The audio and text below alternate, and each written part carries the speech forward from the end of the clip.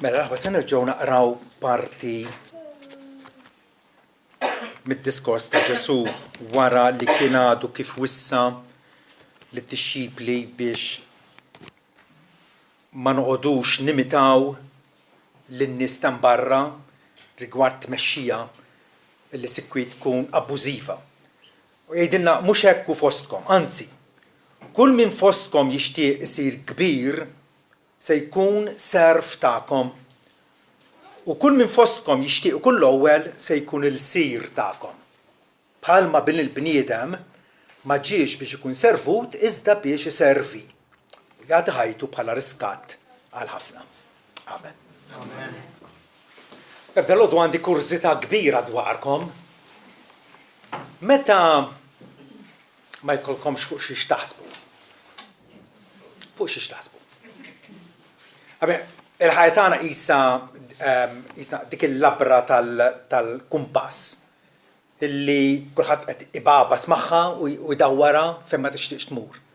Imma meta nkunu rajna f'idejna u m'għandniex nagħmlu m'għandniex fuq xiex naħsbu. Moħħna lejn xiex jorjenta ruħu. Għaseb, kwalunkwa Kristjan matur, Kristjan li jaf x'inhu u minhu, spontanjament il-ħsieb u l-meditazzjoni tiegħu iddur lejn il-Mulej Ġesu Kristu. Il-Mulej Ġesu Kristu illi s-Sultan Suprem il-ħallieq tagħna attwalment. Illi der fostna iservi. Der fostna anke mindu kien ċkejken, serva fil-familja fejn trabba fija, serva fil-ħanut tal-Mastru Daxxa, serva lin-nies billi fejjaqhom u għallimhom u ikkompatihom. Serva lilna l-koll billi ta' ħajtu fuq is-salib. Tabba bit-tabija tagħna illi kienet qiegħda tkissirna u titħanna. Refaħa fuq innifsu biex aħna niksbu l-libertà quddiem Alla. Issa li tala lura fis-smewwiet wara li wettaq il-missjoni tiegħu għadu jservina. Għadu jservina billi jinterċiedi għalina. Qed jitlob għalina. Qiegħed ifarraġna tagħna l-ispirtu tiegħu. Jiggwidana, jgħallimna. Iżomna mexjin fil-modija li twassal għal glorja eterna. U għad iservina wkoll meta jerġa' jiġi biex joħodna għandu biex fejn nkunu aħna wkoll. Dan huwa il-Mulej Ġesu illi qal bin il-bniedem ma ġiex biex ikun servut imma biex iservi u jagħti ħajtu bħala riskatt għal ħafna. Ġesu allura qiegħed ipoġġilu nnifsu bir-raġun bħala il-mudell eċċellenti kif għandna nġibu ruħna, kif għandna nservu minn ġurnata għall-oħra. Xaħat qal il-pedament għal Ministeru Kristjan kollha kemm aħna kbar u żgħar. Avolja m'għandniex forsi ministeru pubbliku li jidher, però għandna għadi u xogħol li aħna rridu wettquh. Il-pedament għal Ministeru Kristjan huwa x'taħsbu li hu? Karattru umli bħal ta' Ġesu. Ġesu darba qal jiena ġwejjed u umli f'qalbi. U għalhekk huwa kwalifikat biex ikun il-Salvatur tagħna. Karattru umli, ġwejjed u qalbini. Il-pedament tal-Ministeru Kristjan mhux xi sena professjonali. Ħafna nies, il-maġġoranza tan-nies li qdew il-Alla laqgħet marru s-seminarju, laqgħet marru l-kulleġġ, ma kellhomx iskola speċjali u qdew il-Alla u l-proxmu tagħhom b'mod aċċettabbli ħafna. In-natura tal-Ministeru ikompli jgħidilna u illi isservi. Meta ngħidu jien għandi ministeru, int għandek ministeru. X'inhu illi isservi u mhux illi tkun servut bħalma appuntu għalilna Ġesu. Il-motiv għall-Ministeru x'għanqalna biex inservu l-ħadd ieħor l-imħabba ta' Kristu lejja. Il-persważjoni, il-konvinzjoni li Kristu ħabni tant, Kristu servini tant u allura minn dak li rċivejt minna u għadni rċivin għandu jiena nagħti lil ħadd ieħor. L-imħabba ta' Kristu lejja, mhux il-fama, mhux il-poter, mhux il-flus, mhux x'nista' nakkwista. Aħna l-Amerikani jgħidu what's in it for me? Mhix dik il-mistoqsija. Bħala Kristjan x'senati aktarx milli x'se nirċievi. Il-miżura li tkejjel il-Ministeru hija s-sakrifiċċju involut. Kemm qed nissagrifika minn nifsi minn dawk li għandi. Il-miżura mhijiex is-suċċess jew kemm qegħdin isiru popolari, imma s-sakrifiċċju involut u l-awtorità għall-Ministeru. L-awtorità għall-Ministeru huwa s-sottomissjoni tiegħi li Alla. Aktar ma jiena sottomess, aktar ma jiena kapaċi noqgħod bil-ferħa. Għarrida tal-Alla, jibatli x'jibatli, sottomess lejh, hemm hija l-awtorità tiegħi. Darba lil John MacArthur saqsewh int bħala pastor, kemm għandek awtorità fuq il-Knisja? U x'weġibhom? Xejn. Xejn. U naħseb jiena bella ħafna nies din mistoqsija akkurata, mistoqsija biblika ħafna. Aħna m'għandna ebda awtorità fuqkom. Il-kelma tal-Alla, il-mulej innifsu għandu awtorità fuqkom. Aħna sempliċement servi li qegħdin ninfurmawkom, qegħdin ngħaddulkom, qegħdin nurukom xirid Alla minnkom. Awtorità fuqkom m'għandniex. L-awtorità għall-Ministeru huwa s-sottomissjoni Alla u mhux it-tiġbid fil-grad. Nibżgħu minn dawk in-nies se jkunu pastors, presbiteri u ma x'inhuma. Illi dejjem ifakru l-ħadd ieħor illi huma mexxejja fil-Knisja. Perikolużi. Dawk in-nies huma perikolużi. Ħaġa oħra. Il-għan tal-Ministeru x'inhu l-iskop tiegħi li nservi? Il-glorja tas-Salvatur. Irrid illi Ġesu ikun magħruf u maħbub aktar u aktar. William Carey, il-famuż missjonarju fl-Indja fis-seklu 18. Jingħad li l-aħħar kliem ta' ħajtu kien propjament dan. Nixtieqkom l-aħwa li wara mewti titkellmu inqas dwar Dr. Carey, ġifieri dwaru nnifsu, u titkellmu iktar dwar is-Salvatur ta' Dr. Carey. Dak huwa l-għan tal-Ministeru tagħna illi il-glorja, l-eċċellenza, il-ġmiel, l-isbuħija ta' Sidna Ġesu issir magħrufa mondjalment, mhuwiex il-prestiġju tiegħi nnifsi jew kemm jien se navvanza. L-għodda għall-Ministeru, x'għodda nużaw biex aħna nservu lil ħaddieħor? Il-Bibja u t-Talb. Il-Bibja u t-Talb irrid illi jiena jekk ħaniftaħ fommi biex nesprimi l-verità fl-imħabba. Il-verità fl-imħabba hija l-aqwa Ministeru li aħna nistgħu nagħtu li xulxin. L-għodda tal-Ministeru mhux kif jaħsbu ħafna nies illum it-teknika moderna u l-aħħar invenzjonijiet fis-suq u x'qed jagħmel ħadd ieħor biex nikkupjawhom. Le, meta l-apostli raw illi kien hemm xogħol xisir fost ir-romol għax kienu qegħdin jiġu traskurati fl-ikel.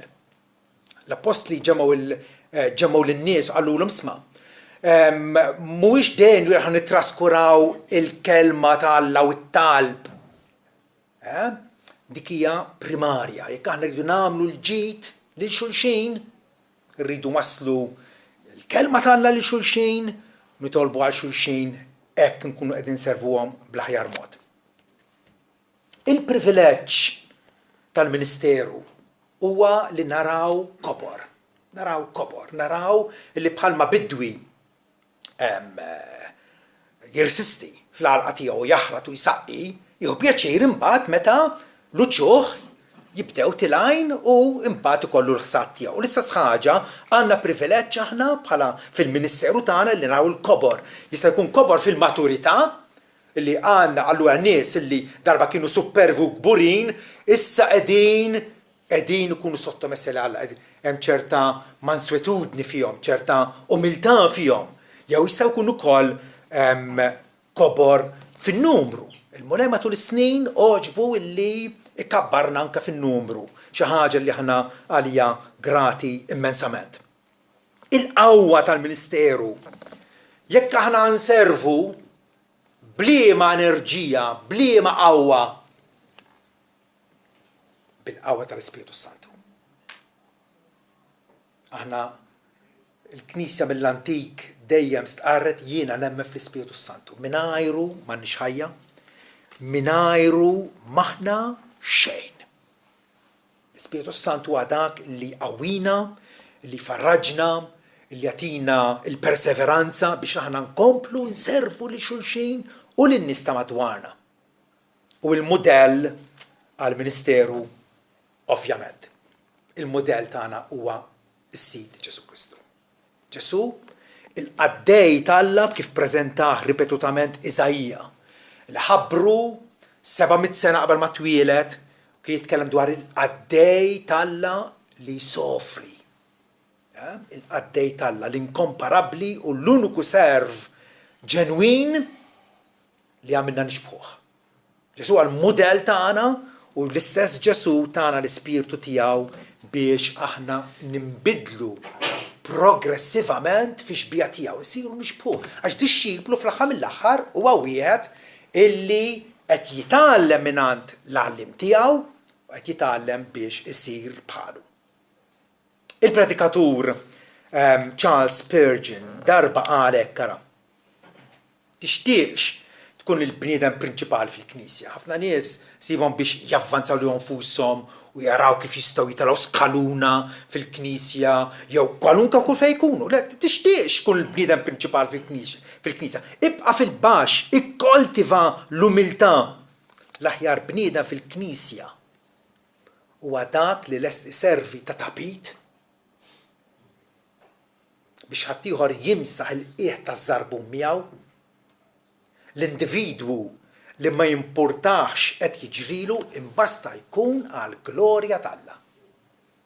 Kliem qawwi, mhux darba jew tnejn jiena tkellimt ma' nies illi jgħiduli ma mhux sewwa li ħadd ieħor jagħmlek tapit. Le mhux sewwa. Għamel lek innifsek tapit. Għamel lek innifsek tapit. Volontarjament għax hekk għamel Ġesu. Ġesu naddafna mill-ħmieġ tagħna. Mhux ta' saqajna biss. Ta' idejna, ta' moħħna, ta' saqajna, ta' ruħna, tal-kuxjenza tagħna, naddafna bil-ħal ħmieġ tagħna fuq innifsu. Fil-lingwaġġ Bibliku dal-atteġġjament li inti tkun lest isservi avolja se taqalura imbasta javvanza ħaddieħor. Dan l-atteġġjament jissejjaħ ħasil ta' sajn. Ħasil ta' sajn. Xi uħud u fil-Knisja Kattolika ssir din għal ħabta tal-għid illi f'ħamis ix-xirka kif isejħulu ikun hemm 12 raġel u l-isqof jaħslilhom saqajhom. ċerimonja illi ħafna jisitu jitbeċi jarawha illi għalija ma tfisser xejn. Hija reċta. Hija biċċa teatrin illi fejn isir. Le, dakinhar meta Ġesu tela fl-orfa ta' fuq ma 12 il-dixxiplu tiegħu. Tajjeb? Suppost id-diċenza kienet titlob illi wieħed minnhom ikun volunteer u jgħid ara, il-sira m'għandniex. Ħankun jien il-volunteer. Ħanġib il-friskatur. Ħanilbes ix-xugaman u int mulej Ġesu ħadkun l-ewwel wieħed li ħajkoll il-privileġġ li naħsillek riġlejk. Imbagħad il-11 l-oħra. Imbagħad nibdew nieklu flimkien. Ħadd m'għamilha. Ħadd beda jinħeba wara l-ieħor, jilħabha tad-dejjaq il għaliex, le biex nitħammeċ u niddegrada mbaxxi li nnifsi dak il-mod, ma tarax. X'mentalità fjakkax vera. Ġesu ħall-inizjattiva dakinhar u kienu l-volontier. Fatti Ġwanni jgħid illi Ġesu kien jaf illi waslet is-sija tiegħu. U allura lid-dixxipli qal ħabbhom sal-perfezzjoni. Kienu nies għajtu li jintom antipatiċi, jaħsbu li ma xi ħaġa, irridu jkunu l-kbar fis-saltna, ħafna piki bejnietom u frattan Ġesu. Ħassilhom riġlejhom. Ġesu allura jipponta leħ innifsu bħala l-mudell għalina u bir-raġun. Vers 28, bin il-bniedem ma ġiex biex ikun servut. Fis-sema fejn kien Alla etern, meqjum u adurat mill-anġli qaddisa tiegħu. Hemmhekk kien servut. U seta' baqa' hemmhekk. Imma oġbu li jżurna fl-istat baxx tiegħu. Il-kelma sar laħam u għammar fostna. U Ġwanni jkompli jgħid aħna rajna l-glorja tiegħu. Glorja bħal tal-iben waħdin għad missier. Mimli grazzja u verità. Xi glorja ra Ġwanni u Ġagbu u Indri u Pietru f'Ġesu Kristu? Il-glorja tal-qadi. Alla Suprem ġie biex jaqdi lilna tafal trapp u rmiet. Ġesu għal-modell tagħna, s-Sit Suprem li sar serf sfaċċat. Ġesu li warrab l-insinja rjali biex isaftrinna. Biex ikun il-qaddej tagħna. Bin il-bniedem jgħid ma ġiex biex ikun servut. Ġesu hekk inħobb jirrefera lih innifsu bħala bin il-bniedem. Bin il-bniedem il għaliex hemmhekk għandna l-umiltà imma wkoll għandna titolu illi jissemma l-ewwel darba fil-ktieb ta' Daniel. Daniel 7, dal-profeta rċieva din il-viżjoni u jgħid bqajt inħares fid-deri tal-lejl u ara ma sħab tas-sema kien ġej wieħed bħal bin il-bniedem. Meta Ġesu kien quddiem Qajfa għaddej tal-ġuri ta' Parsi u jakkużawh fil-vojt u falsament, Ġesu qalilhom illi qatt taraw il-bniedem, referenza għalih innifsu, ġej ma' sħab tas-sema. U hemmhekk qalu daqet jidaj, daqet jikklejmja li huwa Alla. Daqs il-kbir ċarra twejġu u għallhom x'taħsbu u kulħadd qal ħaqqu l-mewt. Ma dak huwa bil-bniedem. Bil-bniedem li resaq lejn ix-xieħ fil-jiem Alla l-missier u resquh qudiemu u lilu kienet mogħtija ħakma u glorja u saltna biex il-popli kollha ġnus u nies ta' kull ilsien jaqduh. Il-ħakma tiegħu ħakma għal dejjem li ma tgħaddix u s-saltna tiegħu ma tinqeritx. Dan huwa l-Messija illi ġie fostna l-ewwel darba fl-umiljazzjoni. Hawnhekk qed jippreżentah bħala il-Messija fil-glorifikazzjoni tiegħu fejn il-ġnus kollha tad-dinja jaqduh. Dan huwa l-istat etern. Il-milja tas-saltna talla li għad tiġi li għalija nitolbu ta' kuljum tiġi saltnatek. Is-saltna talla diġà qiegħda fostna. Aħna mseħbin fija. Is-saltna ta' ġustizzja, ta' sliem, ta' fer fl-Ispiritu Santu. Imma din is-saltna għad tiġi fil-perfezzjoni tagħha mar-ritorn ta' Sidna Ġesu Kristu. Frattant Ġesu jgħid bin il-bniedem allura huwa s-Sultan Suprem ma ġiex biex ikun servut. Ma biex iservi. Ġie biex iservi. Servizz umli, servizz immarkat b'sakrifiċċju. Allura, meta nħarsu lejn Ġesu, meta nikkontemplawh, nibdew nifhmu aħjar xi ġifieri ta' din il-ħaddieħor. Imqar il dawk li huma antipatiċi. Ovvera naħseb kollha kemm aħna. F'xi sfera tal-ħajja, se jekk għandek impjieg, jew forsi fil-familja tiegħek hemm xi ħadd li huwa diffiċli biex tgħix miegħu. Vera jew le? Hija esperjenza komuni tagħna l-koll il għaliex aħna il-koll jekk nollu subajna ħadd ieħor tlieta qegħdin jippuntaw lejna. Nies antipatiċi, xejn attraenti, ħafna drabi pezza kustjoni b'karattru qares u dejja il-dawn in-nies ħanaqdi iva. Għax hekk aħna quddiem Alla. Quddiem aħna nies ribellużi, nies illi ma tajnieħx il-glorja u ringrazzjament li suppost tajnieħ. Nies illi ħadnija sfaċċatament kontra il-volontà dikjarata tiegħu. U ċoe illi ksirna il-kmandamenti kollha tiegħu. Frattant, nies li huma illi jafu x'jiġifieri qadi il għaliex iħarsu lejn Ġesu u jaraw bħalma Ġesu qiegħda jinnati. Għandna l-Apostlu Pawlu, pereżempju, illi jgħid lill-Korintin kienu qegħdin jinkwetaw il-Korintin. Kienu qegħdin jitkabru b'anfushom jaħsbu issa li laħqu s-sema bidejhom. U għalilhom diġà intom imlijin, diġà stanejtu, mingħajr sirtu slaten. U m'hemmx li ta' bilħaq saltnajtu sabiex aħna wkoll insaltnu magħkom. Daqsxejn sarkażmu qed jgħidulhom kellkom bżonn issaltnu kieku nsaltnu magħkom aħna. Għax jidher li aħna Alla esibixxa lilna l-apostli l-aħħar nett. L-ogħla nies fil-Knisja. L-apostli servew bħala l-pedament tal-Knisja. Li fissrulna s-sinifikat ta' Ġesu Kristu. Li għalulna x'inhu l-Evanġelju, it-triq ta' salvazzjoni. Dawn in-nies Alla esibihom l-aħħar nett. Bħalli kieku kundannati għal-mewt għax sirna spettaklu għad-dinja kemm għall-anġli kif ukoll għan-nies. Aħna boloħ minħabba Kristu. Pawlu jgħid jien baħnan minħabba Kristu. Lest inkun baħnan, lest ħadd ieħor jgħajjarni.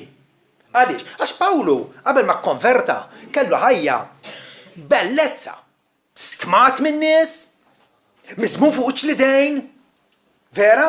Kulħadd isellimlu, kulħadd maċċaq bih, Fariżew bin il-Fariżej, jiġifieri kien la crème de la crème għażmienu. U qal issa sena boloħ maħabba Kristu. Mintom tant orrif Kristu, ikompli s-sarkazmu tiegħu. Aħna dajfa, mintom b'saħħitkom, aħna intom distinti, imma aħna id-diżonorati. Aktar ma wieħed iservi, aktar ikun id-diżonorat. Meta nkunu infamati aħna nippruvaw nikkonċiljaw. Sirna bħalli kieku l-iskart tad-dinja. In-nies l-aktar li jħobbu u li jservu isiru l-iskart tad-dinja. Għax kulħadd jaffeċ fuqhom, kulħadd jabbuża minnhom, sirna l-iskart tad-dinja li xkuma ta' kollox. X'inhi xkuma? Għandek il-bettija tal-imbit, xejn toħdilha l-imbit kollu, fil-qiegħ ikollha l-xkuma. Dak iqisu dregs ngħidulu ħama illi tarmieħ. Ma jwattar tarmietak. U Pawlu qal, sirna l-xkuma ta' kollox sissa stess. Iva, mi jitgħallem mfhom Ġesu u jħares lejh u jżommu bħala eżempju għalih, isir hekk. Isir bniedem kbir.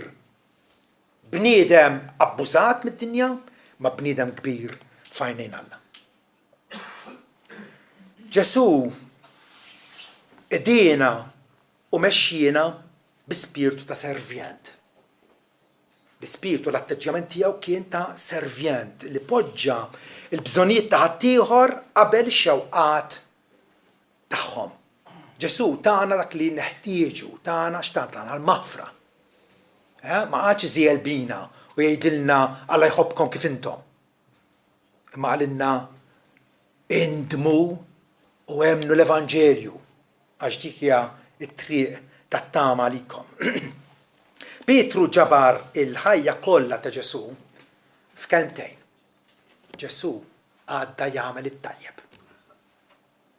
Għadda jagħmel it-tajjeb. Kull fejn kien imqar meta għajjar lill-Fariżej u espona l-ipokrezija tagħhom kien qed jagħmluhom it-tajjeb. Kellhom bżonna dik it-beżbiża. Meta laqa tfal għamel it-tajjeb. Meta laqa l-adultera maqbuda fil-adulterju, fil-att stess, Ġesu għamel it-tajjeb.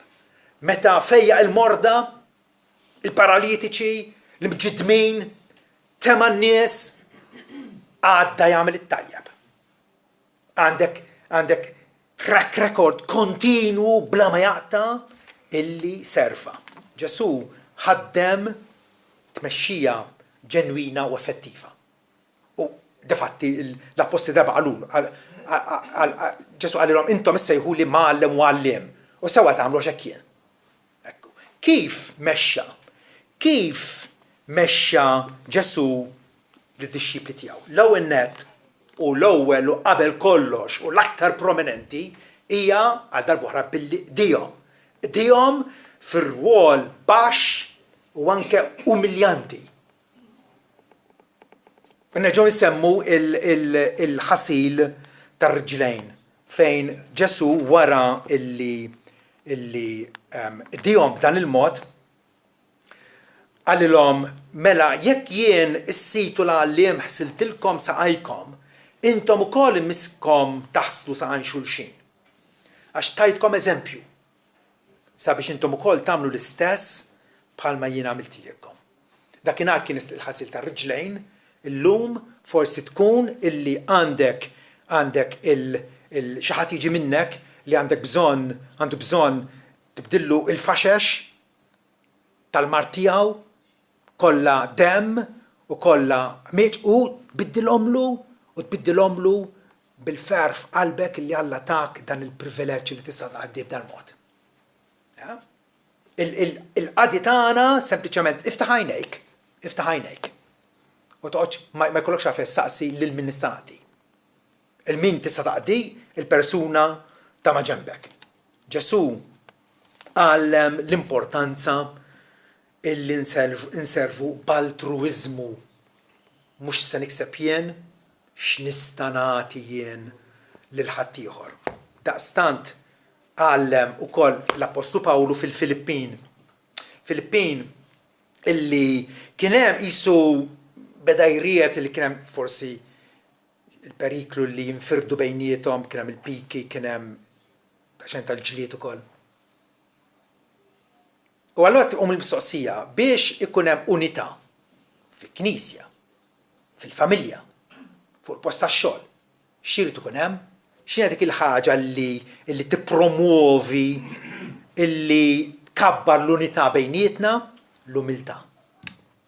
Jekk kulħadd jidirlu illi għandu il-bakketta fidu u jrid jidderriġi l-orkestra u tifhem. Flok ma jagħti is-sem tiegħu, jekk għandu fifra jdoqqa x'in suppost idoqqa, jekk għandu trumbetta jonfoħha x'in suppost jonfoħha. Il-koll kemm aħna nilħqu il-missjoni tagħna bl-umiltà.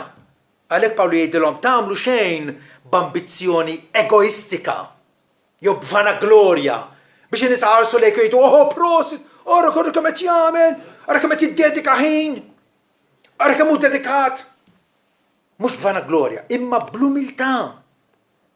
Ikkonsidraw il-xulxin superjuri għalikom infuskom. Mentri kull wieħed m'għandux iħares lill-interessi tiegħu innifsu biss. Iżda kull wieħed lill-interessi tal-oħrajn. Idu kunu miftuħa għal ħadd ieħor. Ġesu hekk għamel. Ġesu urina illi l-umiltà hija il-pedament għal kull servizz. L-umiltà hija indispensabbli u essenzjali. Kif mexxa wkoll Ġesu? Billi qader. Mexxejja illi jekk tiżbalja ma jaħfru ilekx, anzi jrexuk u jagħmlulek rapport ħażin u dal-affarijiet kollha, ma jtukx iċ-ċans, le Ġesu qader. Pietru waqa', imma Ġesu irrestawrah. Ġabru lura. Xmun bin Ġwanni tħobbni aktar minn dawn għal 3 darbiet bażikament għallu. Pietru ċaħdu 3 darbiet, Ġesu saqsih miswa 3 darbiet biex Pietru fl-aħħar ħaj jirrealizza illi jien fallejt imma għandi l-modrija ta' Sidi. Ġesu għader, wera kumpassjoni u simpatija mhux biss ma' Pietru, ma' mal-morda ġenerali, mal-oppressati, l-emarġinati. Dak iż-żmien kien hemm ħafna nies emarġinati. Palma forsi jaw fis-soċjetà tagħna llum. Dakinhar kienu l-prostituti, il-pubblikani, it-tfal, il-foqra, il-ġentili, b'mod speċjali fis-soċjetà ludija. Illum għandna wkoll nies emarġinati illi ngħaddu ma' ġenbhom u nħarsu naħa l-oħra għax ma qblilniex nittu f'kuntatt magħhom.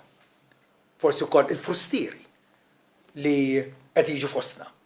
Ġesu għader fejjaqhom, temaħħom, u aħna hekk ridu nirraġunaw. Illi dawn nies illi ġejjin f'pajjiżna huma nies il fl-aħħar mill-aħħar foqra ħarġu minn pajjiżhom, infirdu mal-familji tagħhom biex jippruvaw jaqalhom għajxienhom.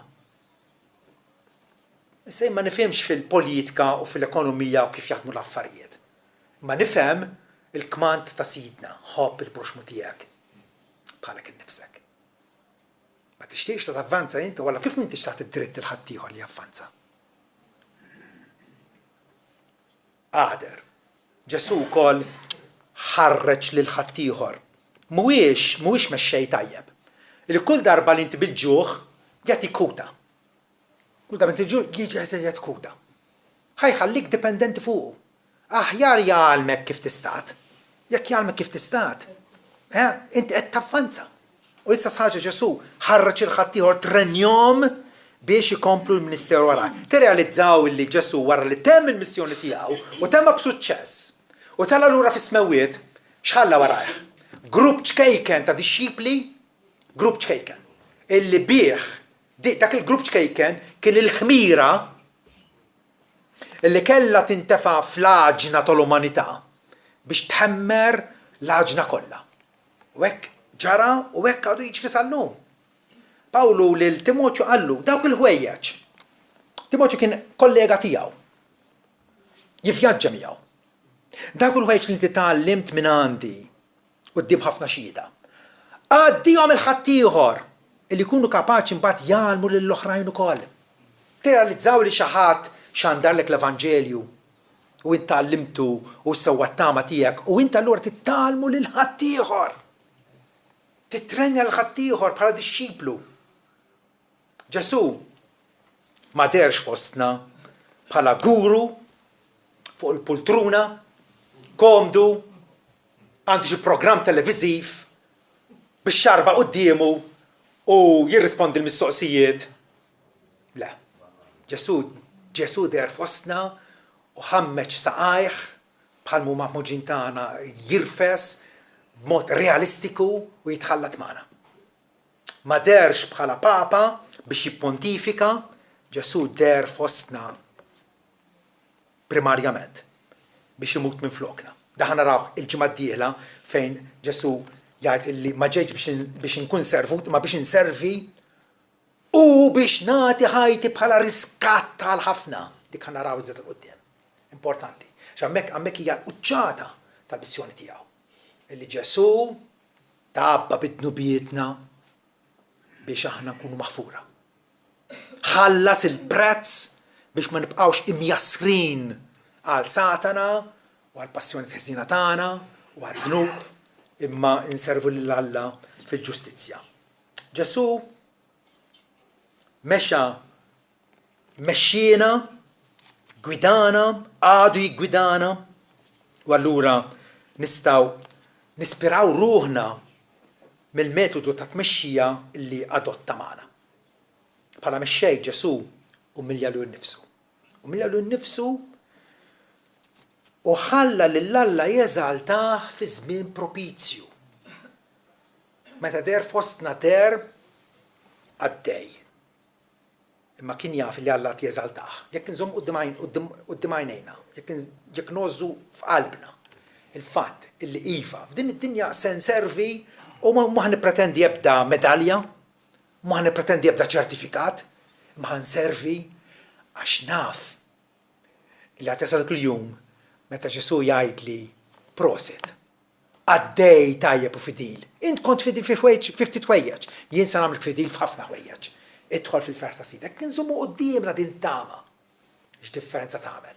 Tatina dik l-enerġija biex iva bħalissa jiena numiljalu nnifsi bħal ma għamel Ġesu għax naf illi Alla għad jeżaltani. Wara li Ġesu kien ubbidjenti sal-mewt, anzi sal-mewt fuq salib misħut. Alla ollih wisq u ta' isem li hu fuq kull isem biex għall-isem ta' Ġesu. Tiltawa kull il-koppa ta' ħwieġ fis-sema fl-art jew taħt l-art u kull sin jistqar li Ġesu għal-mulej, għal-glwet għall-missier. L-ewwel l-umiljazzjoni aħna nsabu f'dik il-fażi. Alla rridna nkunu umli, imbagħad jeżaltan. L-ewwel rridu nilbsu l-fardal tas-servizz, imbagħad Alla jwedna li jinkurunana bil-kuruna tiegħu. Bħala mexxej Ġesu wkoll segwa r-rieda ta' missieru. Segwa r-rieda ta' missieru aktarx milli fittex pożizzjoni għalih innifsu. Ġesu ma ġiex jagħmel kapriċċieħ. Jew kif ifettillu, Ġesu ġie propjament bħalma qal l-ikel tiegħi u għalli nagħmel ir-rieda ta' missieri u ntemm ix-xogħol li tani biex nagħmel. Ma ġejtx biex nagħmel ir-rieda tiegħi imma ta' dak li batni. Ġesu kellu mandat u dak il-mandat onorah u esegwih bl-unuri kollha. Ġesu fil-fema tiegħu bniedem kbir huwa għaddej kbir. That's sempliċi. Bniedem kbir huwa għaddej kbir. Mark 9:35. Ġesu jgħid jekk xi ħadd irid tkun l-ewwel għandu jkun l-aħħar wara kulħadd u serv ta' kulħadd. X'idea, x'konċett rivoluzzjonarju illi ma jaqbel xejn affattu mal-istandard tad-dinja. Qisu Ġesu hawn qed jitkellem biċ-Ċiniż għal ħafna nies. Jekk xi ħadd ikun l-ewwel għandu jkun serv ta' kulħadd. Ukoll bħala mexxej Ġesu kien lest li jirriskja. Ġesu kien lest jirriskja għax kien jaf li r-relazzjoni speċjali tiegħu mal-missier jiġrilu x'jiġrilu fuq l-art. Dik ir-relazzjoni tiegħu mal-missier se tibqa' bla mittiefsa. Se tibqa' hemm. Huwa magħruf il-missier, huwa maħbub il-missier, u allura meta orob biex jagħti ħajtu bħala riskat tal-ħafna. Fi Ġwanni 13 naqraw illi Ġesu kien jaf. Peress li kien jaf li l-missier taħ kollox fidejh. Immaġinaw da xejn. Ġesu taħ kollox fidejh. Għamlu l-aġent, il-medjatur tiegħu fuq kull ma għandu Alla. Taħ kollox fidejh. U li kien ħarġ minn għand Alla u se jmur lura għand Alla. Għam iċ-ċena u jgħid wejġu f'ġemp wara xugaman ħażem li hu nnifsu mbagħad ferra l-ilma fil-fiskatur u l-bqija tal-iswata fuqha. Għalfejn kien wasal biex jaqdi lid-dixxipli fil-faċendi l-aktar baxxi immaġinabbli.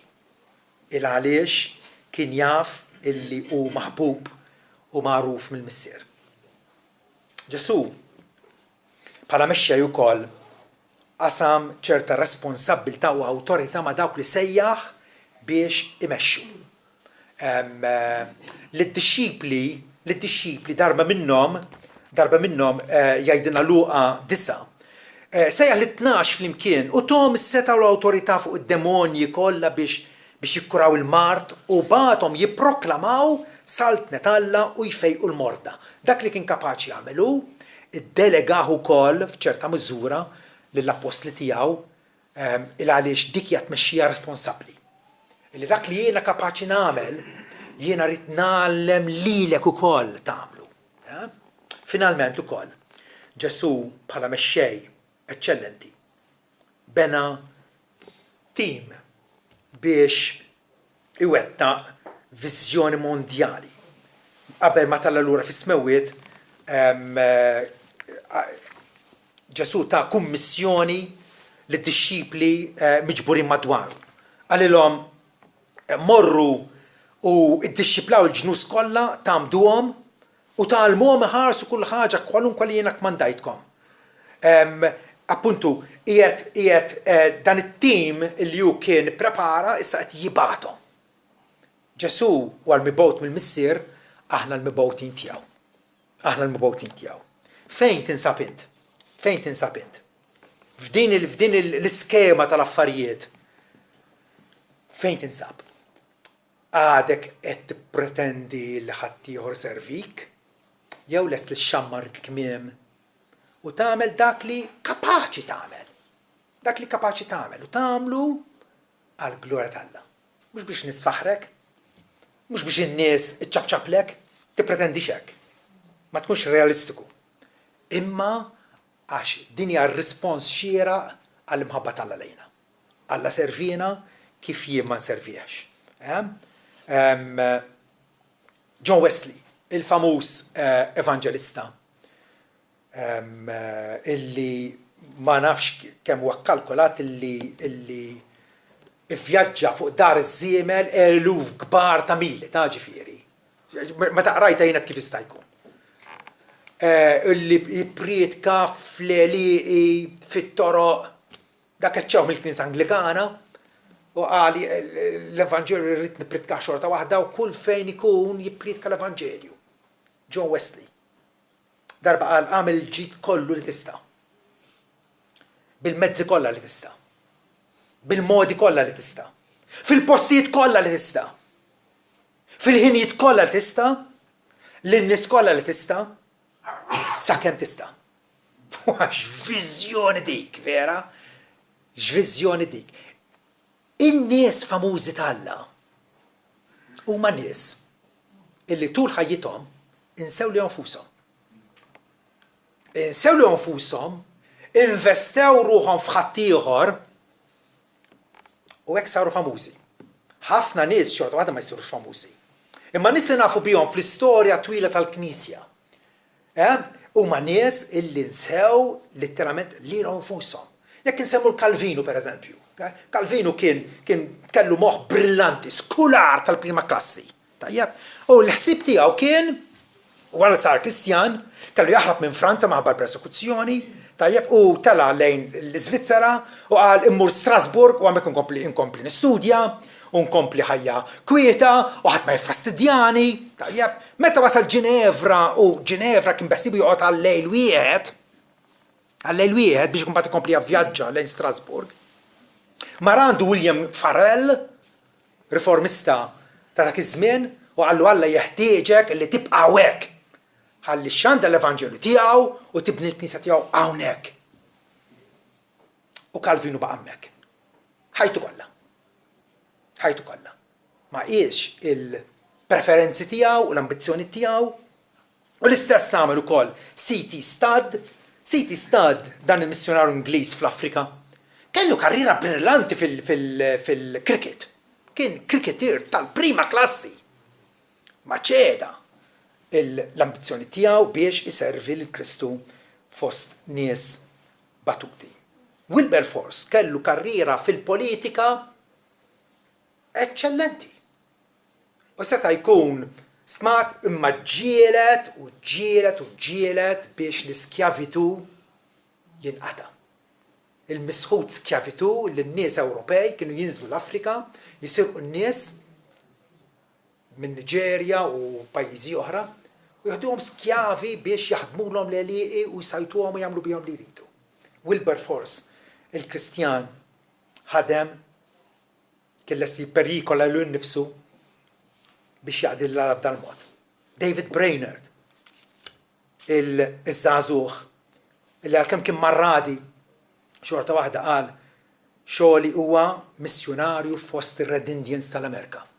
U f'mar fosthom miż-żgħir. Imma darba l-Alla qallu kebbisni mulej u ħallini ninħaraq għalik. Kebbisni mulej u ħallini ninħaraq għalik. Għandna dal-ispirtu l-aħwa. Għandna dal-ispirtu illi jagħtihulna Ġesu meta ħarsu lejh u ngħidu is-Sultan Suprem. Niżel għal kubtejh qudiemi biex jaħsili saqajja u biex naddafni meħtijieti kollha. U allura jien x'se jkun ir-responsabilità tiegħi, x'se tkun it-tweġiba tiegħi. Ninsa lil nnifsi bħalma qal Ġwanni jien jeħtieġ nonqos. Jien min jien. Imma hu jeħtieġ li jikber. Amen.